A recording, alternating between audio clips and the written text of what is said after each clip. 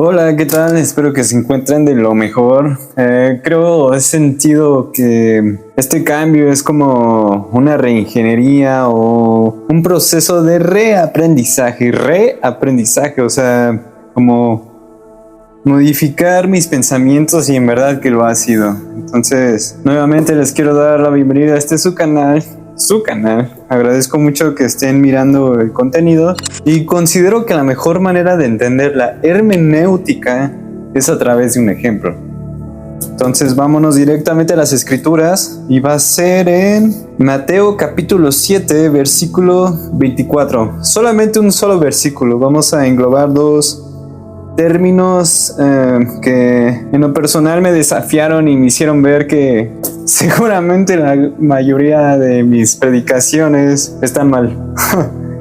Ok, se titula como Edifica en la roca y dice así: cualquiera pues que me oye estas palabras y las hace, le compararé a un hombre prudente que edificó su casa sobre la roca. Ok, vayamos al primer fragmento. Cualquiera, pues, que me oye estas palabras, ¿a qué se refiere?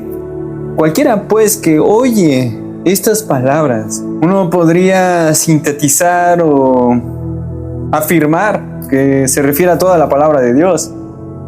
A toda la palabra, o sea, está haciendo alusión a que todo lo que está escrito aquí se compararán a un hombre prudente.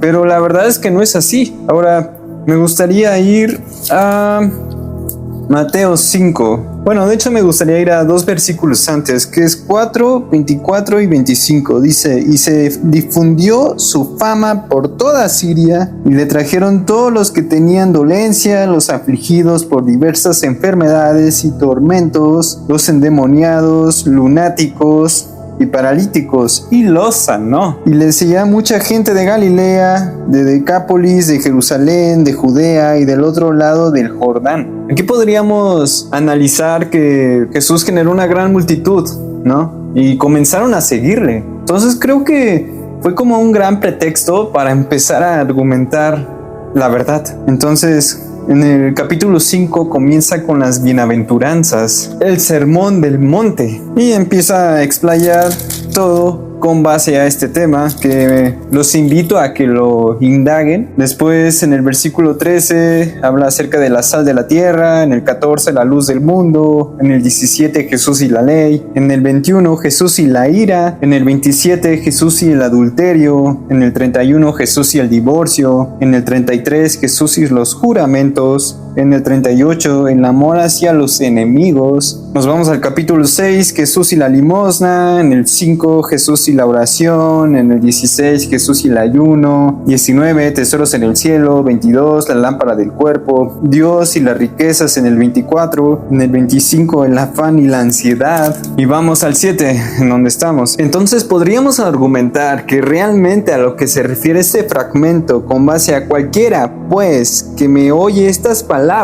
está haciendo alusión a la conclusión del sermón del monte e ilustra la absoluta necesidad de seguir la voluntad de Dios. Es hermoso esto, porque como ejemplo podríamos argumentar como cuando tus padres te enseñan qué debes hacer o qué es conveniente hacer, qué es lo correcto, y de ti depende seguirlo, ¿no? Y eso hace énfasis en el hombre prudente e insensato. ¿Cuál quieres de esos dos ser? Ahora, este punto me voló la cabeza, porque creemos tener la razón en la parte de que edificó su casa sobre la roca. Podríamos afirmar que la roca es Jesús. No hay ninguna duda de eso, ¿no? Pero no.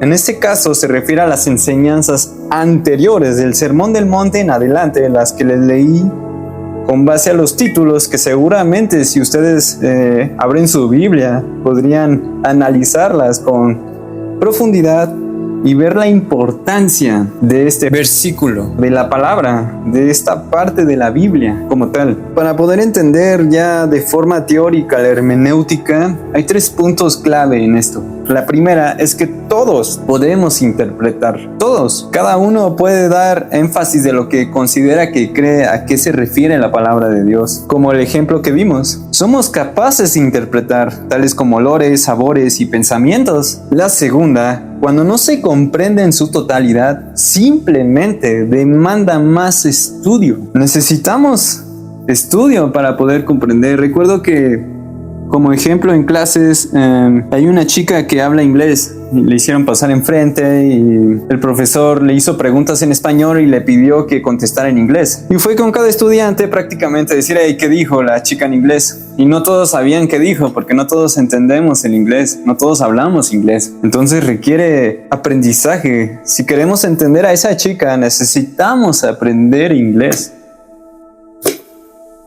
Básico. Ahora vamos a la parte interesante. Hay problemas en que todos podemos interpretar. Vayamos a eso. Nuestros propios paradigmas, una forma de ver la vida. No puede haber dos verdades.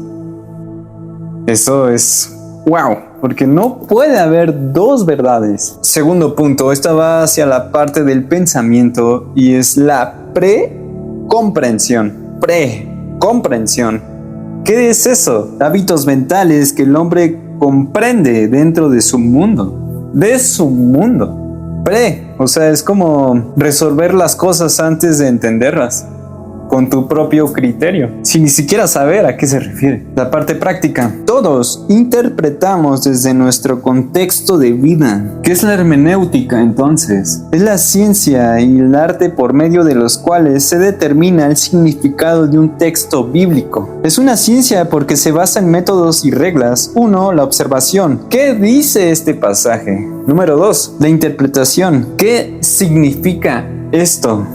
Y número 3, la aplicación. ¿Qué debo yo o la iglesia hacer? Entonces, ¿por qué necesitamos la hermenéutica? Porque al final la Biblia fue escrita por hombres, con problemas, virtudes, como tú y yo. Requerimos saber, necesitamos ponernos en el contexto de a lo que realmente se refiere. Y en verdad que cambia todo, porque te hace ver con claridad qué es lo que Dios te está diciendo. Porque al final es palabra de Dios. Hay un punto que me gustaría concretar que me hicieron saber en la clase, y es que las concordancias no es como tal que ayuden a comprender el texto, o mejor dicho, no ayudan a interpretar. Claro que amplían, de una u otra manera favorecen, pero la clave aquí es el contexto. Porque al final la Biblia fue inspirada en un ser divino. Y para culminar me gustaría decir una pregunta, que lo analicen interiormente cada uno de ustedes. ¿Qué es más fácil entender? ¿A los hombres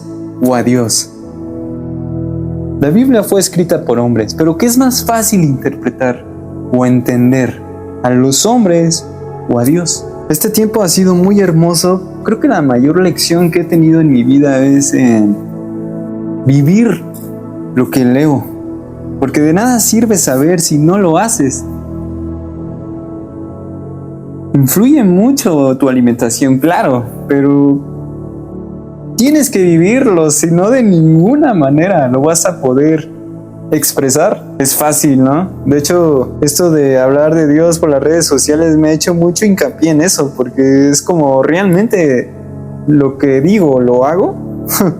Ay, Dios es bueno, Dios está en control y lo he visto, pero es hermoso llevar a cabo lo que lees. Es hermoso poder hablar sin hablar, o sea, a través del ejemplo. Es lo mejor que hay, o es lo que he experimentado y me goza de verdad. Entonces, muchas gracias por este recomienzo en este caminar estrecho. Dios los bendiga. Ahora, en la parte de aplicación, ¿creen que solamente estos fragmentos del capítulo 5 en adelante que abordé son los únicos necesarios para llevar una vida íntegra o correcta ante los ojos de Dios? O sea, solamente con esos nos tenemos que guiar, no con nada más. Porque aquí en la parte de aplicación sí es en donde podemos contextualizar que toda la palabra es necesaria, no solamente esos fragmentos. Como en la pregunta primero, ¿a qué se refería? En la parte de cualquiera pues que me oye estas palabras. En la aplicación, sin duda podemos abordar toda la palabra de Dios.